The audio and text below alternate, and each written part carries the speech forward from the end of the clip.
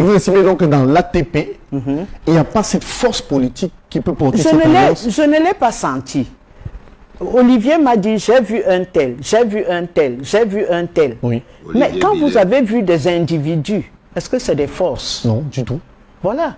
Donc, vous croyez que quand on a fait les villes mortes pendant 6 mois, il y avait des forces politiques derrière? Et aussi, en réalité, sur quelle base est-ce qu'on peut proposer une alliance pour une transition politique? Est-ce que quand on parle de... à quel moment peut-on véritablement parler de transition politique? Le Cameroun, par exemple, n'est pas un État qui est en guerre civile, à ce que je sache, ou que le président soit dans un état d'indisponibilité, ou bien qu'il y ait coup d'État. À quel moment peut-on parler d'alliance pour une transition politique? Non, c'est-à-dire que les acteurs politiques sont dépassés. Que je dise ça comme c'est là. Parce qu'au fond, on n'arrive pas à abattre le président Biya dans les urnes. Donc, la plupart des acteurs politiques aujourd'hui ont décidé, d'après ce que Olivier m'a dit, ils ont décidé maintenant de faire tout pour ne pas effrayer le chef de l'État, pour lui dire que toi-même tu peux conduire cette transition, on est derrière toi. Mais encore faut-il que le président de la République ait décidé que l'heure de la transition a sonné. C'est pas la première fois. Madame Kawala a réuni quelques hommes politiques pour dire que on va faire la transition. Mais encore faut-il que tu puisses la faire. Donc, dans tout ce qui se fait là, et l'alliance des dissidents, parce que Jean-Michel Nitu est un dissident. Je voulais qu'on en parle justement, l'APC, l'alliance qui est portée par Jean-Michel Nitu et qui voudrait confédérer les membres de l'opposition et des acteurs de la société civile qui se mettent ensemble pour porter le candidat Maurice Kamto. Que pensez-vous de cette alliance également? Bon, cette alliance, moi, elle ne me surprend pas.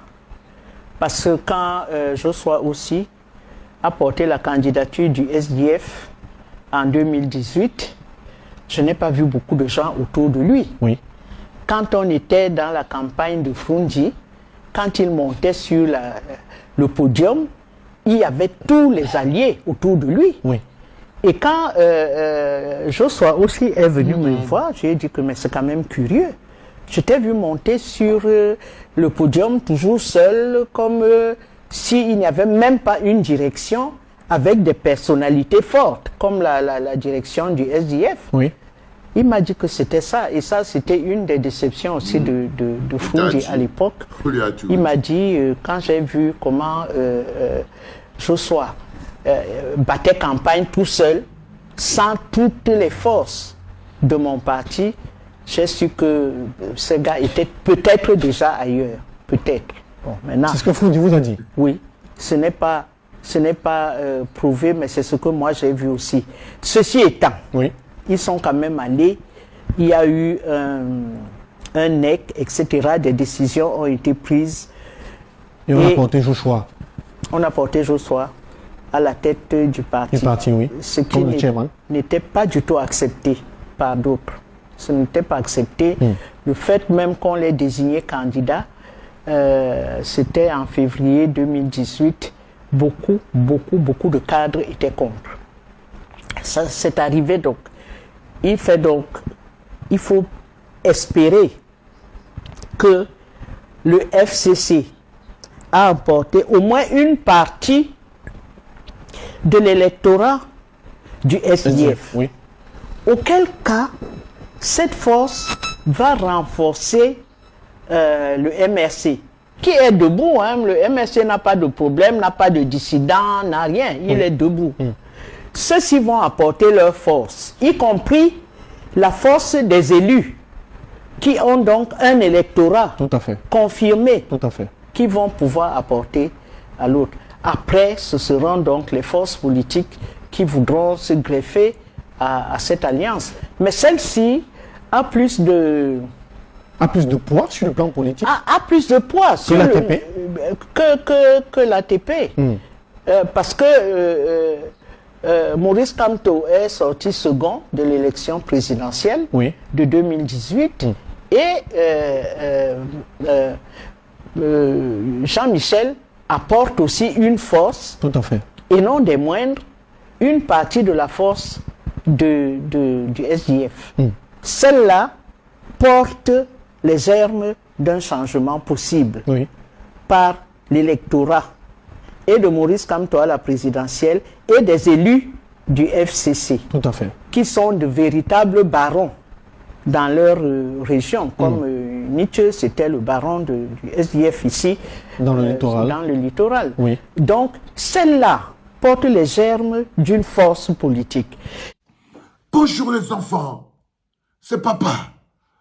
Avec 2025, c'est le cœur pas à gauche, ça pas à droite, oh là là là là. On va faire quoi, les enfants? On va faire quoi, les enfants? On va faire quoi, les enfants? Hey, Seigneur! Le match là, ce sera avec quoi? Les bateaux là, les vis, les godasses, les écambis. On va jouer avec quoi? Oh, maman, c'est quel match comme ça qu'on prépare, les enfants? C'est quel match qu'on prépare comme ça, les enfants? Hey, mon bloc populaire, êtes-vous prêts, oh, maman? Est-ce que vous êtes prêts? Est-ce que mon bloc populaire comprend même ce qui se passe? Bonjour, les enfants, c'est papa. Mon mur est un asile psychiatrique à ciel ouvert et ma salle d'attente est toujours bondée d'amour pour vous, les enfants. Bienvenue à la clinique. Et là, nous avons donc Madame Henriette Koué, toujours bloquée dans le passé. Je ne veux pas m'attarder sur ce que je trouve. Toujours bloquée dans le passé, toujours en train de dire « on m'avait dit ». C'est-à-dire qu'à la limite, on pourrait croire que c'est une menteuse. Parce qu'elle est toujours avec « on m'avait dit ». Tel m'avait dit que, Frundi m'a dit que, tel m'avait dit que, tel. Elle n'a jamais la preuve de ce qu'elle dit. Il y a toujours quelqu'un qui lui avait dit. Et c'était à une époque où nous n'étions pas nés.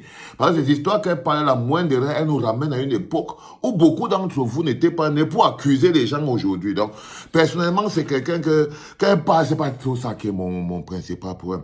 Quand le gars est, mais le plus important, c'est le présent. On n'arrive pas à battre Pomba dans les urnes. Soyons sérieux, il ne faut pas dire cette phrase.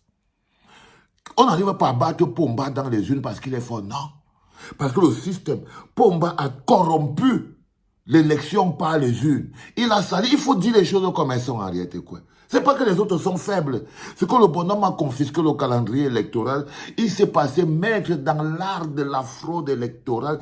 Il utilise l'armée, la puissance, les moyens de l'État et il légitime la forfaiture parce qu'il en a le dossier.